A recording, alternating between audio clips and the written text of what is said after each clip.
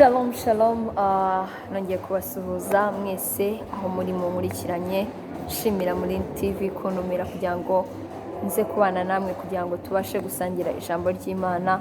Nje muri kumwe namwe, nitwa Uwera Hope, ndi umukristo wo muri Zen Temple Gatenga. Uyu munsi ndashaka ko mbere yuko dutangira ijambo n'abategura uyu munsi, reka dusenge. Uwiteka Mana nzima, Imana ikiranuka, mushyize hejuru, uri Imana yo kwiringirwa, mweretse kano kanya, nyemerera Kristo ubutware bwawe n'ubushake bwawe bwo buganza, nyemerera ntaba ari njye ahubwo Mwuka Wera wawe ari uganza. Reka mwami wanjye iri jambo rihindura imitima ya benshi bongere kumenya ineza yawe n'urukundo rwawe. Urakoze kugize neza mu izina rya Yesu Kristo, amen. Uyu munsi rero ijambo nshaka dusangira ni ijambo rigaragara muri Mariko 5 kuva ku murongo wa 21 kumanuka ukagera ku murongo wa 34. Ni ijambo ry'umugore wari umaze imyaka 12 ari mu mugongo,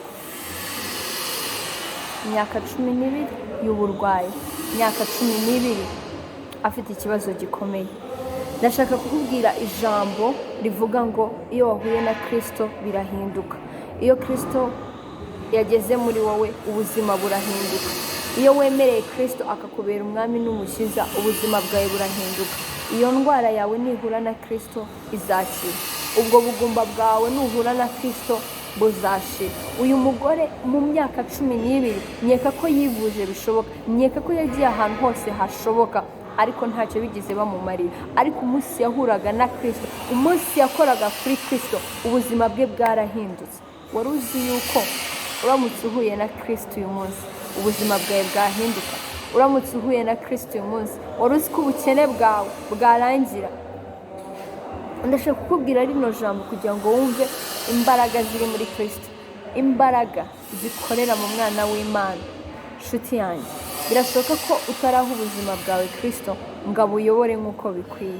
Nyemerera rino jambo nawe rigukore ku mutima. Utekereze umugore wari umaze imyaka 12 yarivuje bishoboka, nawe wabashije kumufasha, ariko ahuye na Kristo ubuzima bwe burahinduka. Ajya kuvuga inkuru nziza by'ibyo yabonye, by'ibyo yumvishije. Haleluya! Ndagira ngo nawe uyu munsi uhindurirwe ubuzima, wemerere Kristo yongere kugukoreramo, wemerere Kristo yongere gukora imirimo n'ibitangaza. Ndagusengera nanjye nisengera kugira ngo imbaraga ziri muri Kristo nawe zongere kugukoreramo, uzongere kuzura ibyawe byapfuye, zizure buri kintu icyo ari cyo cyose icyo ubona kitagenda neza, Kristo akigeraho. Murakoze cyane, Imana iduhane umugisha.